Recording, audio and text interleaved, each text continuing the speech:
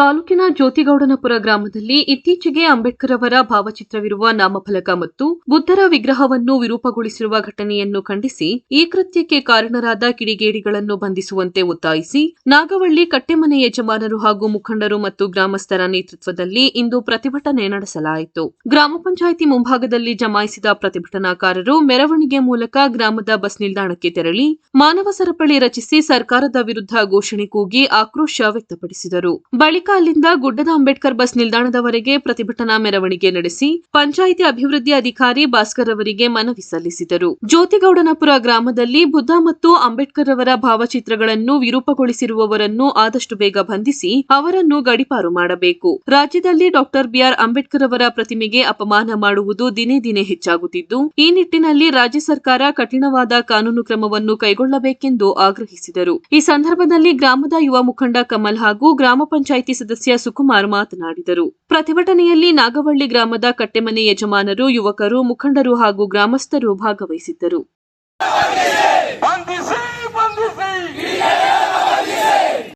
ನಮ್ಮ ಸಮಾಜಕ್ಕೆ ಬಹಳ ಅವಮಾನ ತರುವಂಥದ್ದು, ಭಾರತದ ಶ್ರೇಷ್ಠ ನಾಯಕರಿಗೆ ಅಗೌರವವನ್ನು ಸೂಚಿಸುವಂಥ ಈ ಘಟನೆಗಳನ್ನು ಕೆಲವರು ದುರುದ್ದೇಶಪೂರ್ವಕವಾಗಿ ಮಾಡಿರ್ಬೋದು.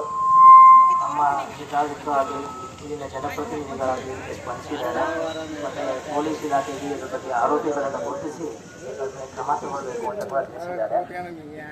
ಪೊಲೀಸ್ ಇಲಾಖೆಯವರು ಈ ಕುರಿತು ಯಾರು ಈ ದುಷ್ಕೃತ್ಯವನ್ನು ನಡೆಸಿರುವಂಥ ಆರೋಪಿಗಳನ್ನು ಬಹಳ ಬೇಗ ಗುರುತಿಸಿ ಅವರಿಗೆ ಕಾನೂನಿನ ಚೌಕಟ್ಟಿನಲ್ಲಿ ಸೂಕ್ತವಾದ ಶಿಕ್ಷೆಯನ್ನು ವಿಧಿಸಿದರೆ ಮಾತ್ರ ಈ ರೀತಿಯಾದಂಥ ಮುಂದೆ ಯಾವುದೇ ಘಟನೆಗಳು ಮರುಕಳಿಸಬಾರ್ದು.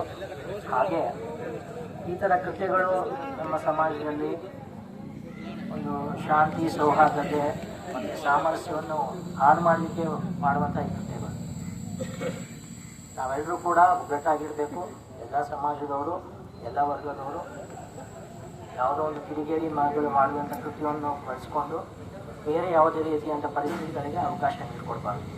ತಾವು ಏನು ಈ ಮನವಿಯನ್ನು ಕೊಟ್ಟಿದ್ದೀರಾ, ಈ ಮೆಮೊರಾಂಡಮನ್ನು ಕೊಟ್ಟಿದ್ದೀರಾ, ಇದನ್ನು ನಾನು ನನ್ನ ಮೇಲಧಿಕಾರಿಗಳ ಮೂಲಕ ಮಾನ್ಯ ಘನತೆಯುತ ರಾಜ್ಯಪಾಲರಿಗೆ ತಲುಪಿಸ್ತೇನೆ. ಧನ್ಯವಾದ. ಬಾಬಾ ಸಾಹೇಬ್ ಅಂಬೇಡ್ಕರ್ ಅವರ ಏನು ಫೋಟೋಗೆ ಅವಮಾನ ಮಾಡಿದ್ದಾರೆ, ಇದು ಒಂದು ತುಂಬ ವಿಷಾದನೀಯ ಸಂಗತಿ. ಮಾನ್ಯರೇ, ಈಗ ನಾವು ಏನು ನೋಡಬೇಕು ಅಂತ ಹೇಳಿದ್ರೆ, ಪದೇ ಪದೇ ಕೆಲವು ಕಿಡಿಗೇಡಿಗಳು ನಮ್ಮ ದಲಿತ ಮುಖಂಡರಿಗಾಗಲಿ ಅಲ್ಪಸಂಖ್ಯಾತರಿಗಾಗಲಿ ಇದೇ ಕೆಲವು ಹಿತಾಸಕ್ತಿಗಳು ಪದೇ ಪದೇ ದೇಶದ ವ್ಯಾಪ್ತಿ ಎಲ್ಲ ಮಾಡ್ತಾ ಇದ್ದಾರೆ. ಇದಕ್ಕೆ ದಯವಿಟ್ಟು ಕೇಂದ್ರ ಸರ್ಕಾರ ಆಗಲಿ ಅದರ ರಾಜ್ಯ ಸರ್ಕಾರ ಆಗಲಿ ಇದಕ್ಕೆ ಒಂದು ಕಠಿಣ ಕಾನೂನು ಮಾಡಲೇಬೇಕು. ಯಾಕಂದ್ರೆ ಇದು ಇಂಥ ಅವಮಾನ್ಯ ಮಾಡುವ ಘಟನೆಗಳು ಮರುಕಳಿಸಬಾರ್ದು. ಯಾರು ಇದ್ದಾರೆ ಅವ್ರಿಗೆ ಬಂಧಿಸಲೇಬೇಕು. ದಯವಿಟ್ಟು ನಾವು ಪೊಲೀಸರಲ್ಲಿ ಒಂದು ಮನವಿ ಮಾಡೋದಂದ್ರೆ SP ಮೇಡಮ್ ಆಗಲಿ, DC ಮೇಡಮ್ ಆಗಲಿ, ಮೇಡಮ್ ಈಗ ಟೆಕ್ನಾಲಜಿ ತುಂಬಾ ಫಾಸ್ಟ್ ಇದೆ. ಈಗ ಘಟನೆ ನಡೆದು ಎಷ್ಟು ದಿವಸ ಆಯ್ತು, ಯಾಕೆ ಇನ್ನೂ ಬಂಧಿಸಿಲ್ಲ? ಈಗ ಸುಮಾರು ಒಂದು 8 ದಿವಸದಿಂದ 10 ದಿವಸ ಆಗೋಗಿದೆ, ಯಾಕೆ ಇನ್ನೂ ಬಂಧಿಸಿಲ್ಲ ಅಂತ ಸ್ವಲ್ಪ ಅನುಮಾನ ಬರ್ತದೆ.